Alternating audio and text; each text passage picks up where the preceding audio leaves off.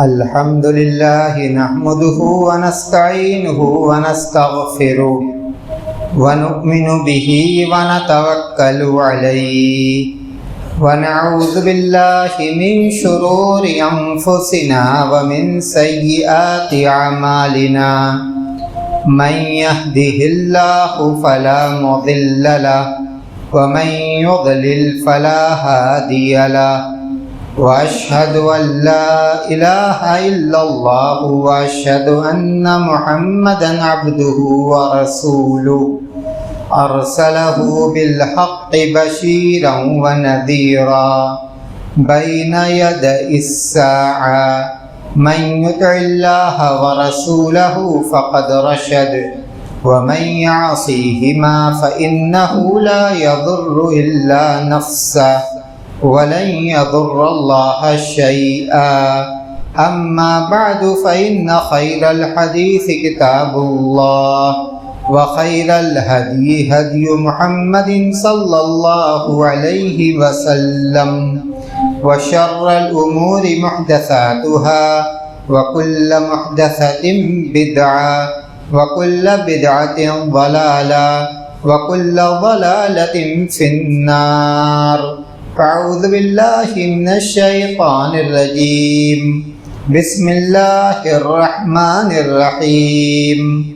وَلَقَدْ خَلَقْنَا الْإِنسَانَ وَنَعْلَمُ مَا تُوَسْوِسُ بِهِ نَفْسُهُ وَنَحْنُ أَقْرَبُ إِلَيْهِ مِنْ حَبْلِ الْوَرِيدِ إِذْ يَتَلَقَّى الْمُتَلَقِّيَانِ عَنِ الْيَمِينِ وَعَنِ الشِّمَالِ قَعِيدٌ ما يلفظ من قول إلا لديه رقيب عتيد وجاءت سكرة الموت بالحق ذلك ما كنت منه تحيد ونفخ في الصور ذلك يوم الوعيد وجاءت كل نفس معها سائق وشهيد لقد كنت في غفلة من هذا فكشفنا عنك غطاءك فبصرك اليوم حديد. وقال تعالى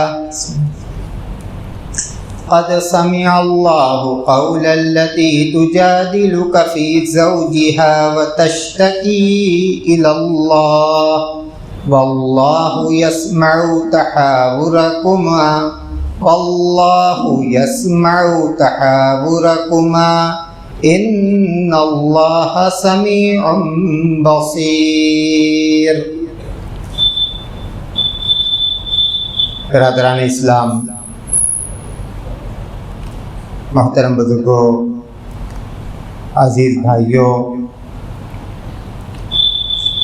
ماں اور بہنوں، سورہ مجادلہ کی پہلی آیت کریمہ سورہ قاف کی چند آیات کے بعد آپ کے سامنے پڑھی گئی ہے. اس آیت کریمہ کی تفسیر میں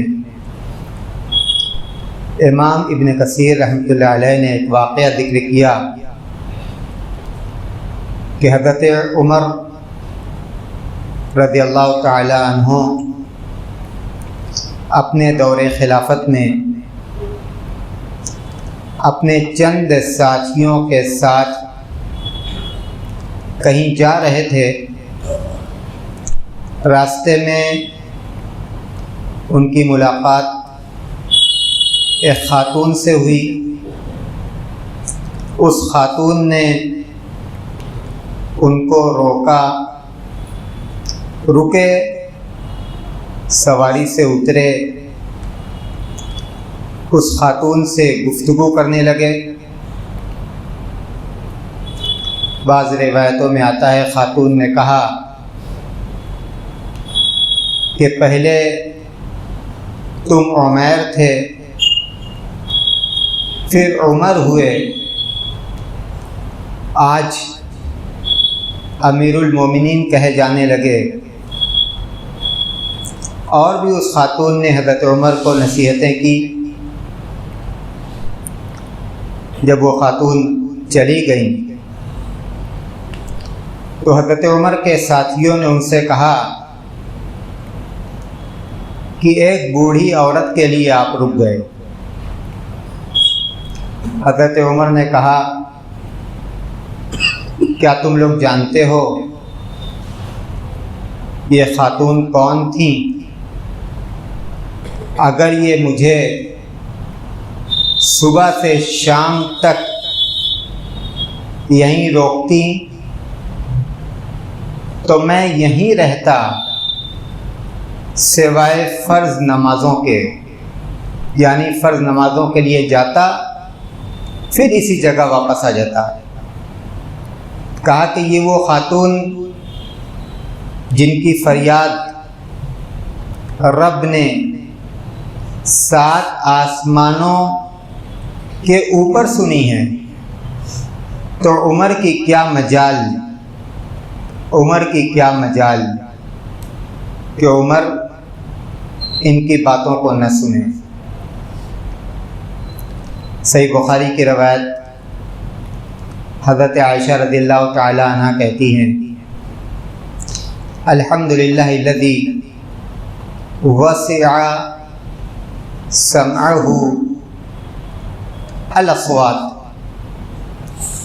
تمام تعریف اس اللہ رب العزت کے لیے ہے جس کا سمع، جس کا سننا، جس کی سماعت تمام آوازوں کو محیط ہے۔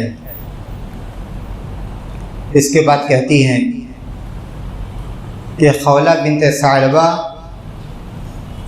میرے حجرہ میں آئی، اللہ کے رسول صلی اللہ علیہ وسلم سے سرگوشی کرنے لگی۔ میں وہیں کنارے موجود تھی، مجھے ان کی باتیں سنائی نہیں دے رہی تھی،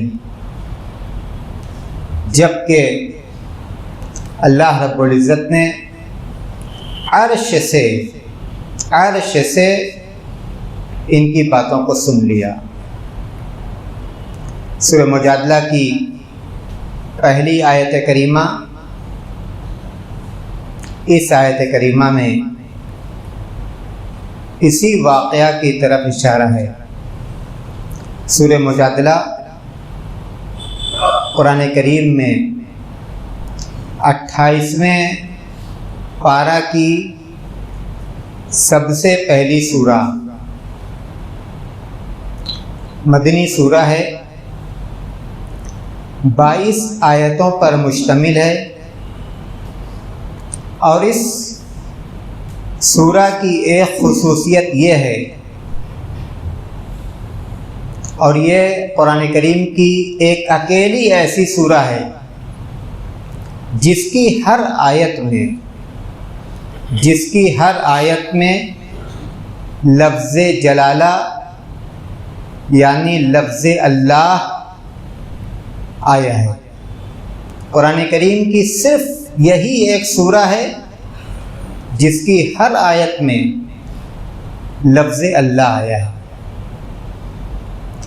اللہ رب العزت فرماتا ہے قد سمع اللہ قول التی تجادلک فی زوجہا، تحقیق کہ اللہ نے اس خاتون کی بات سن لی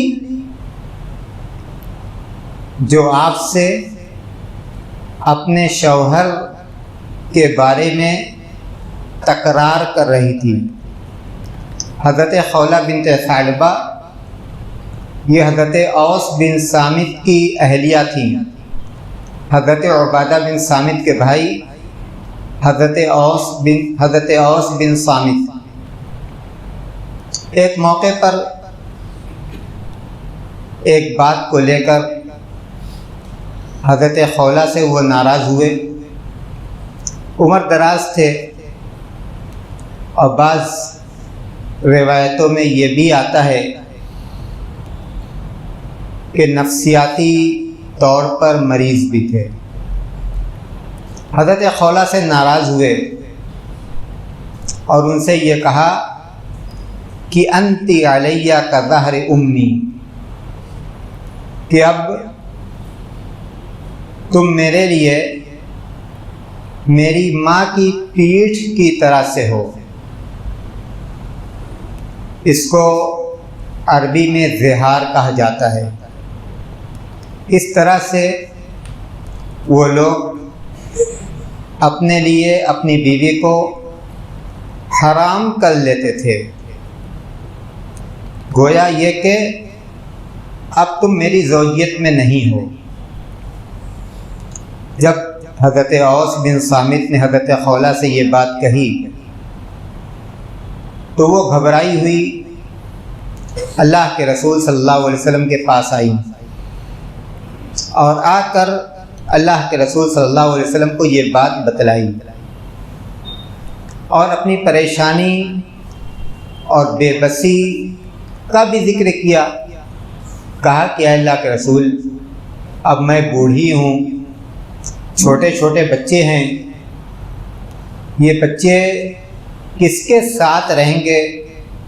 اوس کے حوالے کرتی ہوں تو بچے ضائع ہو جائیں گے، میرے پاس رہیں گے تو ان بچوں کا گزر بسر کیسے ہوگا؟ اپنی پریشانی بتلاتی رہی اور اللہ کے رسول صلی اللہ علیہ وسلم کہتے تھے کہ میں تو یہ سمجھتا ہوں کہ اب تم اوس کے لیے حرام ہو گئی۔ بیٹھی تھی، فریاد کر رہی تھی، پریشانی بتلا رہی تھی۔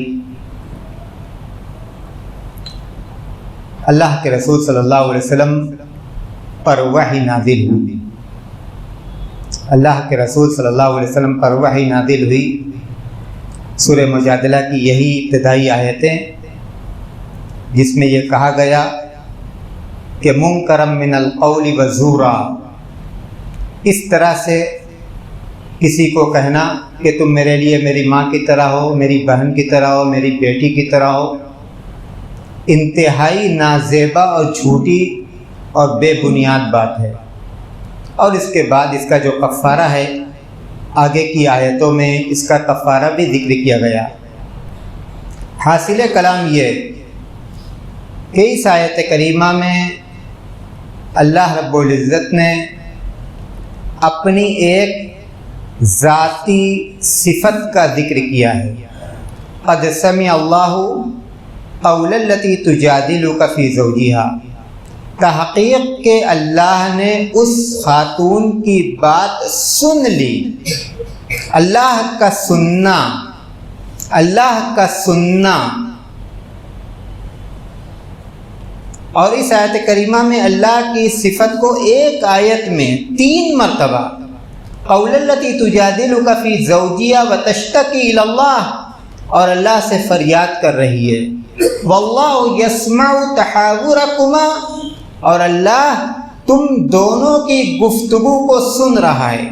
قد سمع اللہ واللہ یسمع تحاورکما، اور پھر آگے ان اللہ سمیع بصیر، اللہ تبارک و تعالی سننے والا، دیکھنے والا ہے۔ ہمارا رب، اس کے پاکیزہ نام ہیں، اس کی عمدہ صفات ہیں، ذاتی صفات بھی ہیں، فعلی صفات بھی ہیں۔ جتنی صفتیں ہیں سب کمال کی صفتیں ہیں، سب کمال کی صفتیں ہیں۔ اگر ہم یہ کہتے ہیں کہ ہمارا رب سنتا ہے، ہمارا رب دیکھتا ہے، تو رب کا سننا ہمارے سننے کی طرح سے نہیں ہے، رب کا دیکھنا ہمارے دیکھنے کی طرح سے نہیں ہے۔ اور سننے کا مطلب سننا ہے، دیکھنے کا مطلب دیکھنا ہے۔ صرف اس کا لازمی معنی نہیں کہ سننے کا مطلب جاننا ہے، سننے کا مطلب سننا ہے، دیکھنے کا مطلب دیکھنا ہے۔ لیس کمثلہ شیء وہو السمیع البصیر، اس کے مثل، اللہ کے مثل، نہ اس کی ذات نہ اس کی صفات۔ اللہ کی ذات کی طرح کسی کی ذات نہیں، اللہ کی صفات کی طرح کسی کی صفات نہیں۔ مثلیت کی نفی سے صفت کی نفی لازم نہیں آتی۔ اگر ہم نے یہ کہا کہ اللہ کی صفت کی طرح کسی کی صفت نہیں، تو اس کا یہ مطلب ہرگز نہیں کہ ہم نے اللہ کی صفت کا انکار کیا۔ اسی لیے آگے اللہ نے فرمایا کہ وَهُوَ السَّمِيعُ الْبَصِيرُ، اللہ تبارک و تعالیٰ سننے والا ہے، دیکھنے والا ہے۔ وَلَهُ الْمَثَلُ الْأَعْلَى فِي السَّمَاوَاتِ وَالْأَرْضِ، اللہ کے لیے عمدہ ترین مثالیں ہیں۔ اللہ کی کسی بھی صفت کو مخلوق کی صفت سے مشابہ قرار دے کر اس کا انکار کر دینا، یہ سلف کا طریقہ نہیں ہے۔ سلف کہتے ہیں کہ اللہ کی جو صفتیں قرآن کریم کے اندر بیان کی گئیں، اللہ کی جو صفتیں صحیح احادیث کے اندر بیان کی گئیں، ہم ان تمام صفتوں پر ایمان رکھتے ہیں، اس کے معنی پر ایمان رکھتے ہیں۔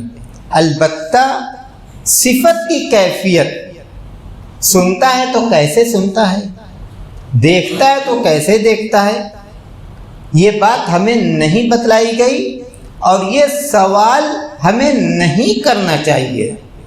الایمان بہ واجب والسوال عنہ بدعہ۔ امام مالک رحمۃ اللہ علیہ نے استواء علی العرش کے بارے میں یہ کہا تھا کہ الایمان بہ واجب، اس پر ایمان رکھنا واجب ہے، اور اس کی کیفیت کے بارے میں سوال کرنا یہ بدعت ہے۔ قرآن کریم کی آیتیں اللہ کے رسول پر صحابہ کرام کے درمیان نازل ہوئی۔ صحابہ کرام ان آیتوں کا معنی اور اس کا مطلب جانتے تھے، سمجھتے تھے، اللہ کے رسول ان کو بتلاتے تھے، لیکن صحابہ کرام نے اللہ کی کسی بھی صفت کے بارے میں اللہ کے رسول سے اس کی کیفیت نہیں پوچھی کہ سنتا ہے تو کیسے سنتا ہے، دیکھتا ہے تو کیسے دیکھتا ہے۔ ہمیں یہ نہیں بتلایا گیا۔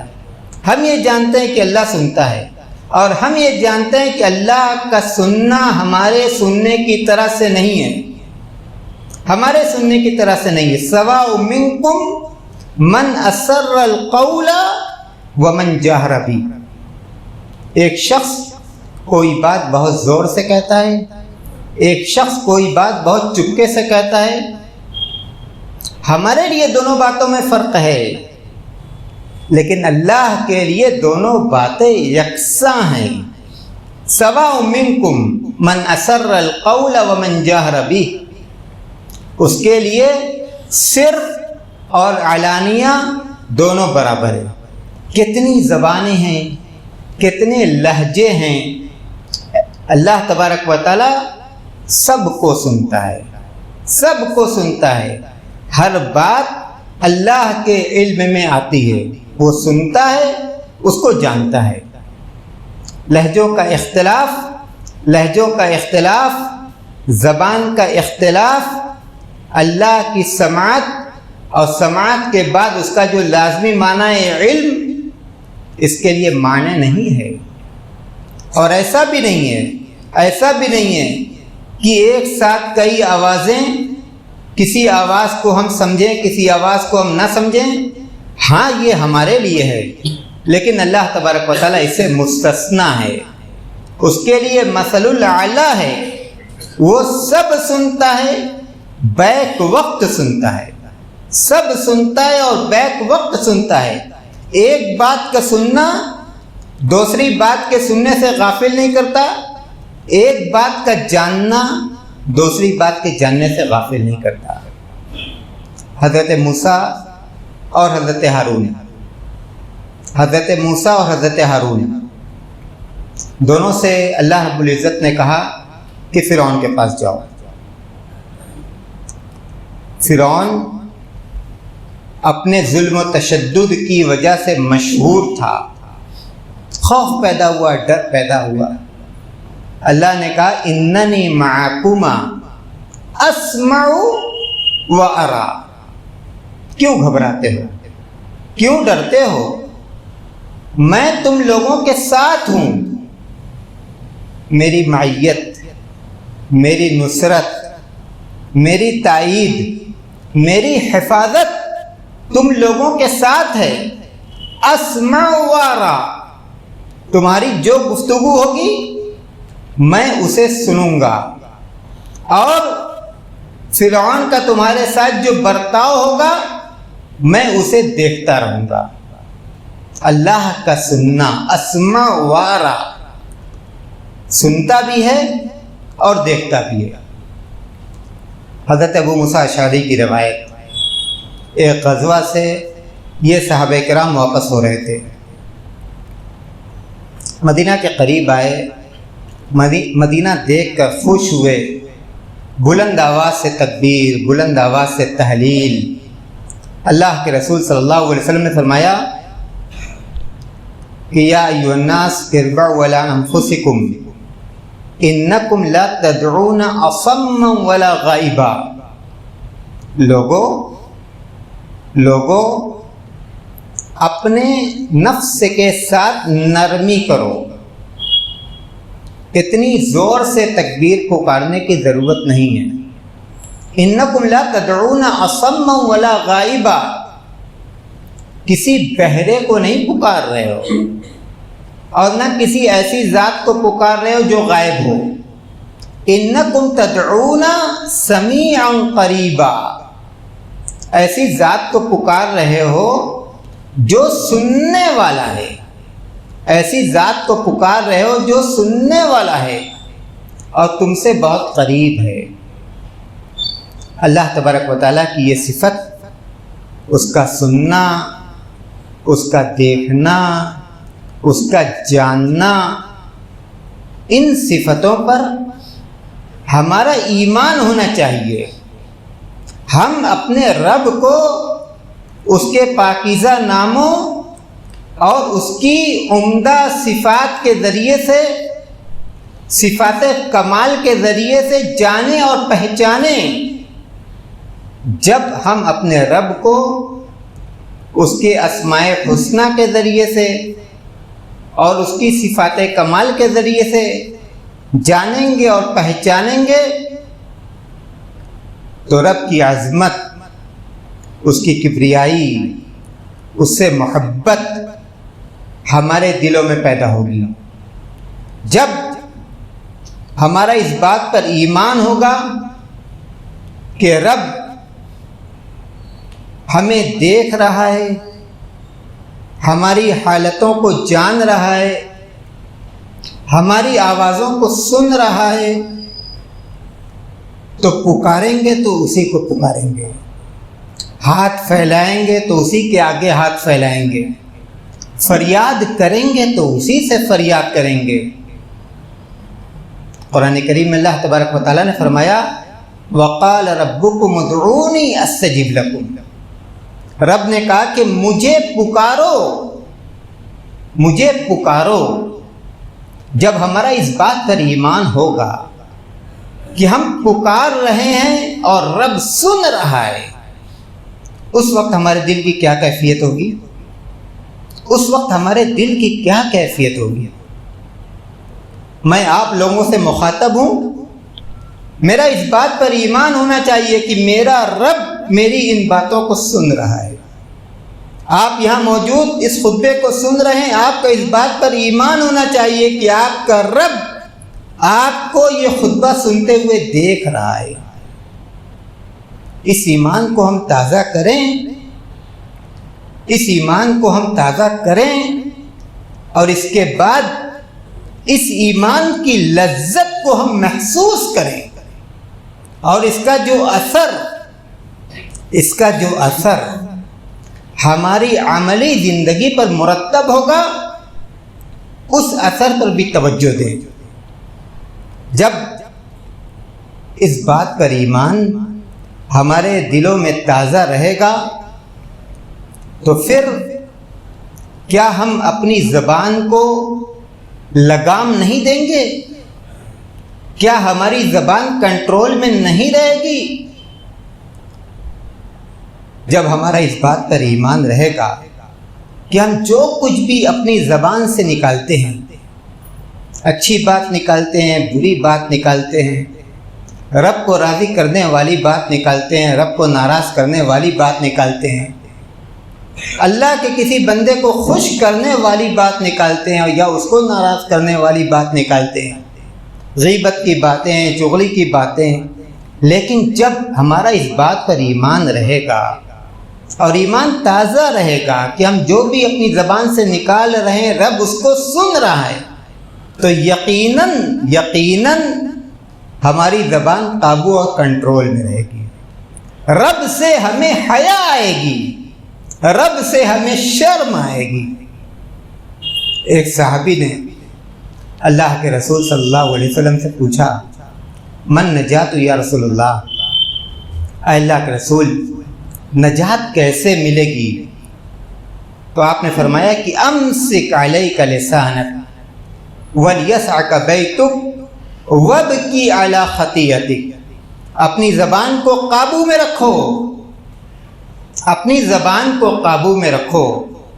تم جو کچھ اپنی زبان سے نکالتے ہو رب سنتا ہے، رب سنتا ہے۔ اس ایمان کو ہمیشہ تازہ رکھو۔ وَلْيَسْعَكَ بَيْتُكَ، تمہارا گھر تمہارے لیے کافی ہو۔ وَابْكِ عَلَى خَطِيئَتِكَ، اور اپنے گناہوں پر روتے رہو۔ ایک اور حدیث جس پر میں آج کا خطبہ ختم کرتا ہوں، اللہ کے رسول صلی اللہ علیہ وسلم نے فرمایا، ان الرجل لیتکلم بکلمۃ من رضوان اللہ ما یظن ان تبلغ ما بلغت یکتب اللہ بها رضوانہ الی یوم یلقاہ، وان الرجل لیتکلم بکلمۃ من سخط اللہ ما یظن ان تبلغ ما بلغت یکتب اللہ بها سخطہ الی یوم یلقاہ۔ ایک شخص اپنی زبان سے اللہ کی رضا کی کوئی بات نکالتا ہے، وہ اس بات کو بہت اہمیت والی بات نہیں سمجھتا، لیکن اس بات کی وجہ سے، زبان سے نکلنے والی باتوں کی اہمیت دیکھیے، اس بات کی وجہ سے اللہ قیامت تک اس سے راضی ہو جاتا ہے۔ ایک بات اللہ قیامت تک اس سے راضی ہو جاتا ہے۔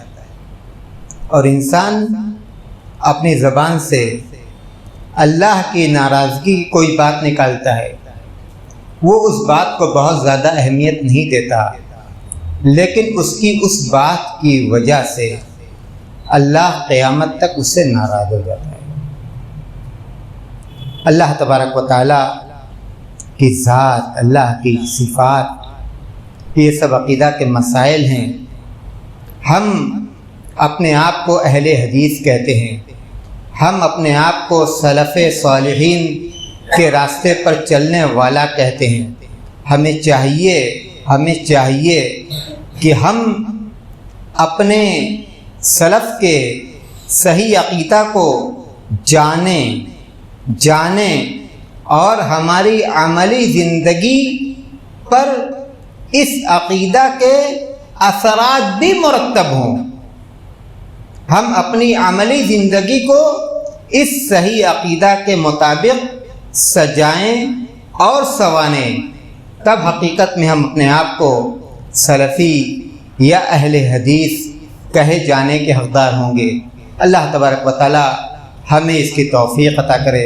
اللہ تبارک و تعالی ہمیں نیکی کے راستوں پر چلنے والا بنائے، برائی کے راستوں سے محفوظ رکھ، جب تک زندہ رکھ، اسلام پر استقامت عطا کر، اور جب اپنے پاس بلا تو ایمان اور توحید کے ساتھ بلا۔ وآخر دعوانا ان الحمد للہ رب العالمین۔